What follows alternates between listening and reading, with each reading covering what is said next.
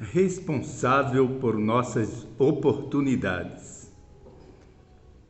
Explique a medida justa e imparcial do julgamento de Deus. Em Romanos, diz o seguinte: porque todos os que sem lei pecaram, sem lei também perecerão. E todos os que sob a lei pecaram, pela lei serão julgados. Porque os que ouvem a lei não são justos diante de Deus, mas os que praticam a lei hão de ser justificados. Então, aqui nós vemos a justiça de Deus, a sua imparcialidade, né? Diante das oportunidades que cada pessoa tem, né? Então, a Romanos, né, como você já leu, o Joel diz, né, que porque todos que sem lei pecaram, sem lei também serão julgados, né? Aqueles que pecaram sob o conhecimento da lei serão julgados segundo este conhecimento. Exato. E falando da pena, né, que será aplicada no juízo final, então Lucas diz, né, Jesus falando, né, e o servo que sob a vontade de seu Senhor e não se aprontou e fez conforme a sua vontade, será castigado. E o servo que não sob a vontade do seu Senhor e não se aprontou, nem fez conforme a sua vontade, será castigado com muitos açoites. Mas o que não a soube e fez coisas dignas de açoites, com poucos açoites será castigado. Depois a nota, né, é muito explicativa. A prova de Deus para os pagãos que não têm luz e para aqueles que vivem onde o conhecimento da verdade e da luz é abundante é completamente diversa. Exato. Dos que vivem em terras pagãs, ele aceita uma fase de justiça que não o satisfaz quando é oferecida por aqueles que vivem em terras cristãs. Ele não exige muito de quem recebeu pouco. Então, é interessante, né? Deus vai pedir contas mais estritas àquele que maior luz teve. Justamente. E aquele que teve menor conhecimento, Deus exigirá menos dele. Então, é tudo proporcional ao conhecimento, né? É isso. A B diz assim: como os jovens e idosos podem se beneficiar do sangue de Cristo? Romanos nos esclarece: porque não me envergonho do Evangelho de Cristo, pois é o poder de Deus para a salvação de todo aquele que crê, primeiro do judeu e também do grego, porque nele se descobre a justiça de Deus, de fé em fé, como está escrito: mas o justo viverá da fé. Isso. Então, irmãos, aqui tanto para os jovens como para os idosos, seja em que idade a pessoa esteja, né? E como é que a pessoa pode se beneficiar do sacrifício de Cristo? Então, é através da pregação do Evangelho, não é isso?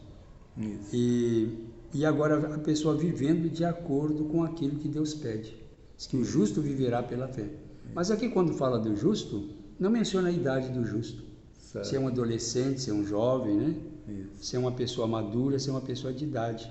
Independente disto, e conforme a compreensão que a pessoa tem da salvação, ele é beneficiado. Isso. Ele é beneficiado.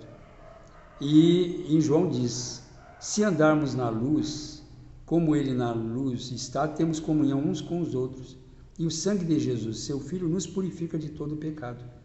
Então, o importante aqui é a pessoa andar de acordo com o conhecimento que tem recebido, com a luz que ele recebe. E a nota diz, né, o Senhor pede ao jovem: filho meu, dá-me o teu coração. O Salvador do mundo ama ver crianças e jovens entregando-lhe o coração. Pastor, eu vou lhe fazer uma pergunta assim que eu fico preocupado. Eu tenho tentado conversar mais com um jovem. Ele gosta de cantar, ele gosta de falar de milagres, mas ele não quer ouvir a palavra. Ele não gosta de ouvir a palavra. Parece que fere ele, então ele não se que faz com uma pessoa dessa, pastor? Então, irmão Joel, o que a gente Ele tem a emoção. Ele fala dos milagres, ele fala, é fervoroso, parece ser sincero nas emoções dele, mas ele, quando começa a falar as palavras da lei, da justiça, ele se esquiva. Ele até fica aborrecido. Então, pelo estudo aqui da lição, então o que acontece com esse rapaz é que ele ainda não abriu o coração a Jesus, entendeu, João? E a religião dele parece estar um pouco na emoção. Certo.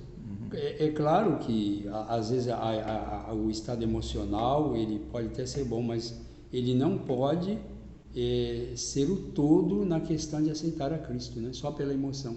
Mas aí tem que dar lugar à razão, ao estudo, e a pessoa compreender que precisa de Cristo, né? E que só a emoção não salva ninguém, né? O que hoje muito se vê nas pregações, em geral, é apelando muito para o emocional. E essas conversões não dão resultado, não são duradouras. Passado aquele estado de êxtase, de emoção, acabou a religião. Exato. A C nos diz: o que está envolvido em nossa entrega a Cristo? Mateus nos explica.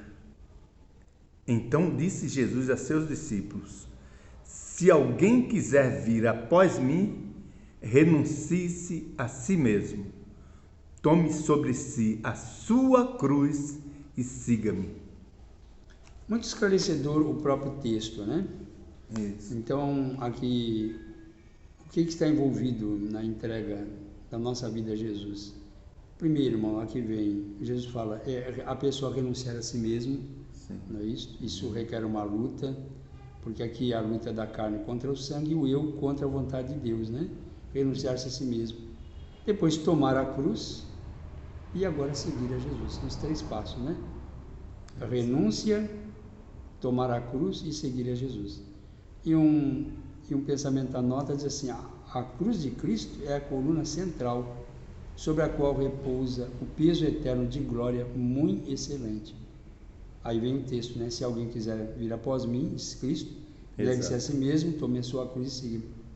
É a fragrância de nosso amor pelos semelhantes que revela nosso amor por Deus. É a paciência no serviço que traz descanso à alma. É pelo trabalho humilde, dedicado e fiel que se promove o bem-estar do povo de Deus. O Senhor apoia e fortalece aquele que está disposto a seguir o caminho de Cristo. Muito linda esta nota, né? Justamente. Então nós vimos que quando nós fazemos uma entrega de coração a Jesus, então a nossa vida agora gira em torno daquilo que Deus aprecia, né? Amém. Daquilo que Deus gosta, né? Aí manifestamos amor para com o nosso próximo, amor para com Deus, né? Teremos prazer em fazer as coisas de Deus, né? Amém. Que Deus possa nos abençoar e que todos possam ter essa responsabilidade, não é? Não perder oportunidades, tanto de evangelizar a outro como a si mesmo. Deus abençoe. Amém. Amém.